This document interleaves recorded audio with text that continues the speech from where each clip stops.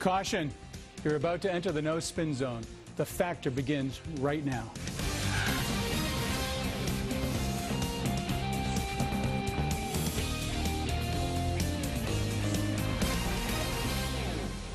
Hello, I'm Scott Brown, in for Bill O'Reilly. Thanks for watching us tonight. The joke's on us. That is the subject of this evening's Talking Points Memo. As you know, I was the United States Senator from Massachusetts for about 3 years. I speak with many of my former staff and colleagues on a regular basis and remain plugged in. So what if I told you that the leaders in both the House and the Senate, along with the Vice President, are actually close to solving our country's most vexing financial problems? Things like astronomical gas prices, long lines at the airport, and out-of-control national debt. That's not all. Medicare, Social Security, and Obamacare will all be fixed and made self-sufficient for generations to come. If you're saying to yourself, wow, that seems too good to be true, you'd be right. It's April Fool's Day, and the April Fool's joke is, guess what? It's on all of us. I find it ridiculous that we are grateful when gas prices come down just a few pennies. We shouldn't feel lucky to pay $3.63 a gallon for gas. And while we're talking about April Fool's jokes, here's another one. Our energy policy, or lack thereof. It's also a joke that there is no effort to address the long lines and other cuts at our airports being brought on by sequester. The joke is also on us that there is no effort to reel in our out-of-control debt. When I was in D.C., the national debt was just under $12 trillion. Today, it's almost $17 trillion and counting. Sadly, the joke is on us that after 4 years of not having a budget, the Senate passes a sham budget that does not balance and actually increases the debt.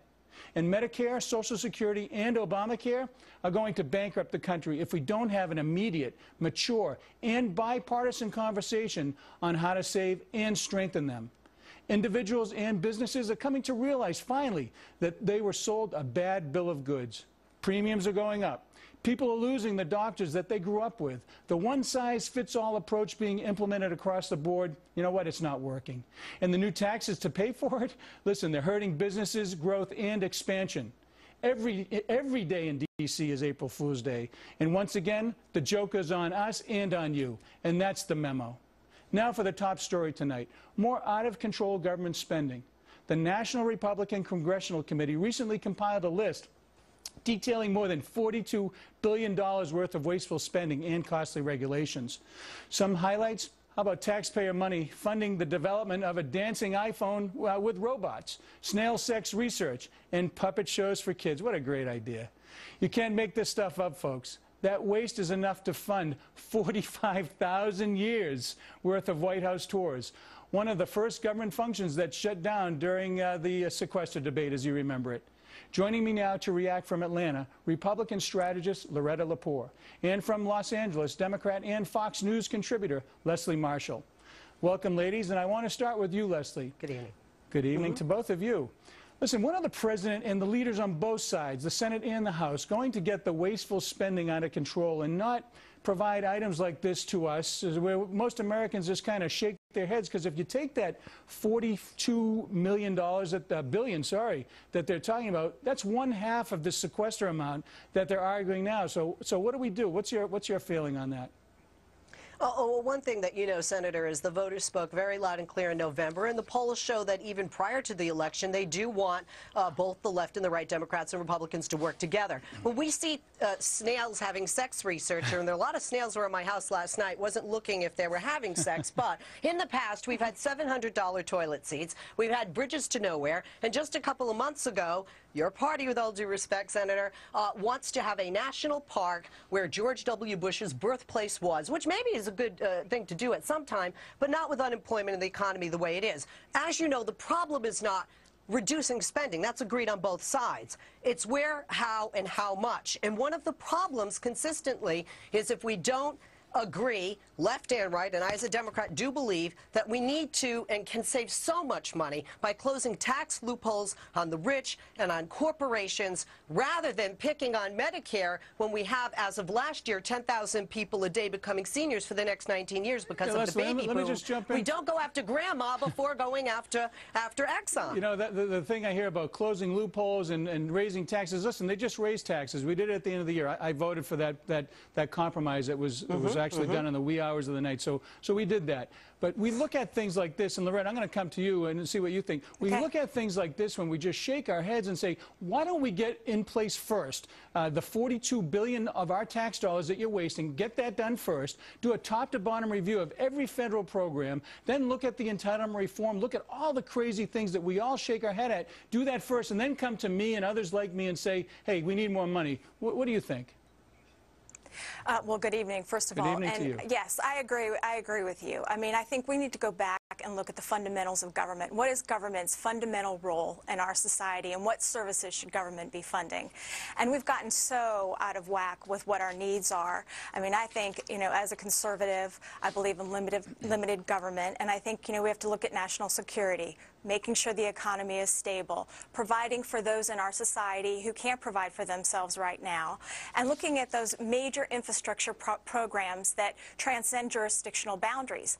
Beyond that, everything is up for discussion. I mean, everything is in question as to whether the government, the federal government in particular, has a role to play there. And we need to start thinking about reducing those programs. I mean, the sequester went into effect, but let's be real, those weren't cuts necessarily. Those were reductions in growth. And while it wasn't the best way, it wasn't the operative way to go about balancing or fixing the budget or addressing the deficit, it certainly was a start, because politically we know, given the political rancor in Washington right now, there was no other way we were going to achieve even that modicum of balance. Well, listen, thank you, ladies, for that. I just want to turn to another controversial story right now. Yesterday, as we all know, Easter Sunday was celebrated, and the president attended a sermon at the St. John's Episcopal Church in Washington, D.C., where the pastor said, and I quote, "It drives me crazy when the captains of the religious right are always calling people back, for blacks to be in the back of the bus, for women to be in the back of the kitchen, and for gays to be in the closet, and for immigrants to be on their side of the border." Today, White House spokesman Jay Carney was asked about those comments and said this. He is not a politician. This is not a senator or a member of Congress or the president. This was a sermon at a church here that's been visited by presidents of both parties for many, many years. And I think, you know, I don't have anything more on it for you. I haven't talked to the president about it. Leslie, I'm going to start with you again, since we're alternating here. Listen, I got to tell you, I find that kind of rhetoric not helpful at all to the discussion. Here we are, we're in the middle of an immigration debate, number one, where I think the people are working in good faith. I know for a fact they are. We have a black president. In Massachusetts, I have a black governor. We have a Supreme Court justice. We have, race is always an issue in our country, but I think, quite frankly, we're handling it and moving forward in a thoughtful, judicious manner. How do these types of comments help the conversation? Well, with all due respect, I think it's easy for those of us, the three of us here tonight, who are African-American, to make statements like that. But this is a church that both parties have been to. This is a pastor who has done invocations for both the current Democratic president and the former George W. Bush Republican president. I personally can't stand any kind of politics being preached from any pulpit in any religious institution. Having said that, this man does have a First Amendment right to say it, whether you like it from the pulpit or not. But let's look at what he said. Although I do think the back of the bus statement could be offensive, and I am a white woman saying that, when we look at voting rights, African Americans, you know, are feeling oppressed. I hear that on my radio show, and you can hear and see that throughout our country. Let's look at gay rights. We are fighting. The Supreme Court is right now deciding and coming up in June with a decision that for 2 days we found had to do with procreation and moral conduct when it was tied back to what was the real issue regarding gay men and lesbian women getting married. That is pushing them back in the closet. Women turning around and trying to change legislation regarding reproductive rights. I love it. You're on fire. You're fired up. I love it. Loretta, let me get you to comment and fire back on that. Well, I actually think that the pastor's comments were unfortunate. I don't think that any type of incendiary commentary like that really does much to advance the public discourse. I mean, I do think that there are still issues that we have with regard to race relations. Certainly, we're seeing a big, open public debate about gay rights and marriage rights, and whatever decision the court comes to on that, we're going to see a lot of change and a lot more discussion along those lines. And when we look at women's rights, I mean, there's a lot of room to grow in terms of equality equality in the workplace and so forth and so on. It's the temperature at which we have this discussion.